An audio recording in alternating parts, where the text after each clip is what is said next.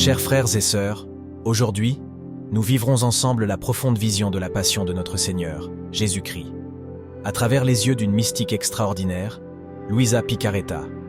Luisa, fille dévouée de l'Église et humble servante du Seigneur, a été choisie par Dieu pour recevoir des révélations profondes sur le mystère de la divine volonté. Toute sa vie a été marquée par des phénomènes mystiques extraordinaires, et ses écrits ont également été lus et estimés par le Père Pio. Mais maintenant, préparons-nous à écouter et à revivre les derniers moments dramatiques de la passion de Jésus. Mon purissime Jésus, tu es déjà près de la colonne. Les soldats furieux te détachent pour te lier à celle-ci. Mais ce n'est pas suffisant. Ils t'enlèvent tes vêtements pour infliger une cruelle torture à ton très saint corps. Mon amour et ma vie, je me sens défaillir de douleur en te voyant nu.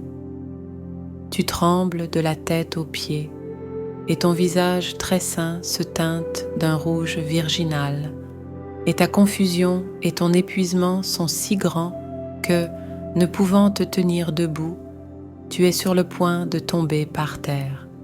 Mais les soldats, te soutenant, non pour t'aider, mais pour te ligoter, t'empêchent de tomber. Ils prennent déjà les cordes, te lier les bras si serrés que tes mains enflent immédiatement et que du sang jaillit de tes doigts. Ensuite, ils te lient à la colonne et, en faisant glisser les cordes jusqu'aux pieds, te liaient si étroitement que tu ne peux même pas bouger afin qu'ils puissent se déchaîner plus librement sur toi. Mon Jésus dénudé, comment est-ce possible?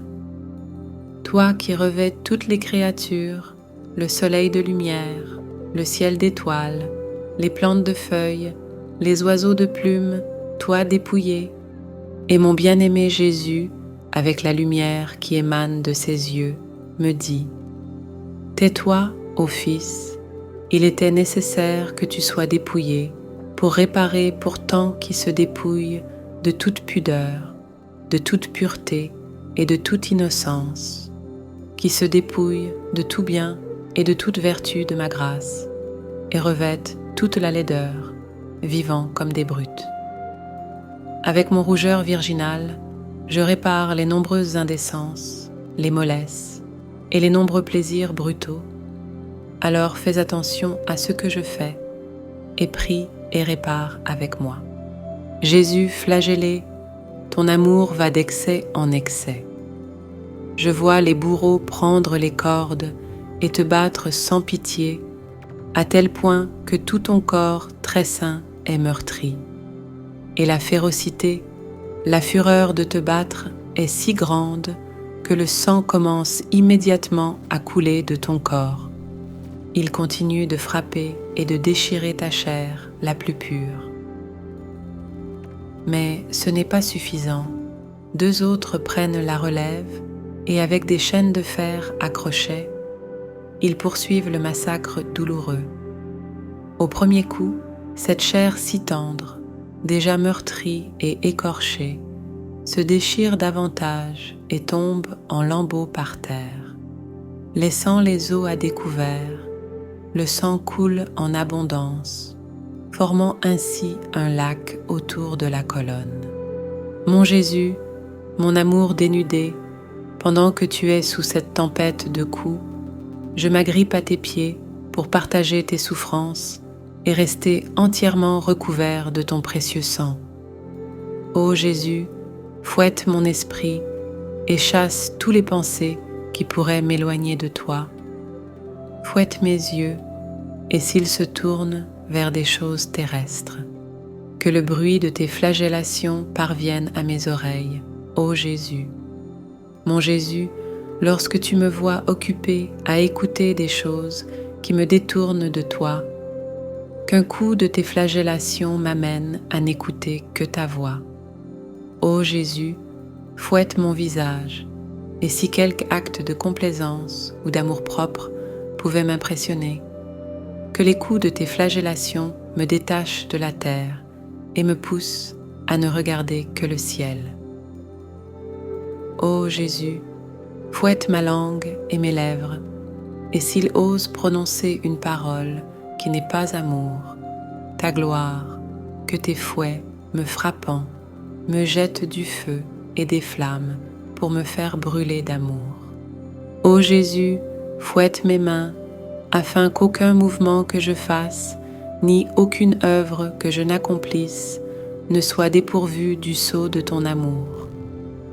Ô Jésus, que tes flagellations atteignent mes pieds, que je te supplie de lier étroitement au tien, afin que je ne puisse faire aucun pas qui ne soit pas pour toi et que j'attire les autres à t'aimer. Ô Jésus, flagelle mon cœur avec ses inclinations, ses affections et ses désirs, afin que chaque coup que je reçois soit une blessure dans mon cœur et que ces coups fassent renaître en moi la vie d'amour. Mon Jésus, j'entends déjà tes gémissements, inaudibles pour tes ennemis, car la tempête des coups assourdit l'air tout autour, et dans ces gémissements tu dis « Vous tous qui m'aimez, venez apprendre l'héroïsme du véritable amour.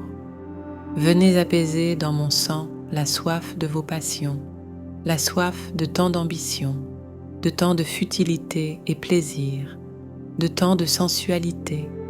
En mon sang, vous trouverez le remède à tous vos maux. Regardez-moi, ô Père, sous cette tempête de coups tout meurtris. Mais ce n'est pas suffisant. Je veux former tant de plaies dans mon corps pour préparer des chambres suffisantes dans le ciel de mon humanité pour toutes les âmes, afin qu'elles trouvent en moi leur salut, et ainsi les faire passer dans le ciel de la divinité. Mon Père, que chaque coup de ces flagellations répare devant toi chaque sorte de péché, et comme ils me frappent, qu'ils excusent ceux qui les commettent, qu'ils fouettent les cœurs des créatures, leur parlent de mon amour, au point de les forcer à se rendre à moi. Et tandis que vous dites cela, l'amour avec lequel vous souffrez est si grand, bien que, avec votre plus grande douleur, que vous incitez presque les bourreaux à vous battre davantage. Mon Jésus affaibli, votre amour m'écrase, me rend fou, et même s'il n'est pas encore épuisé, les bourreaux sont à bout de force et ne peuvent plus continuer le terrible carnage.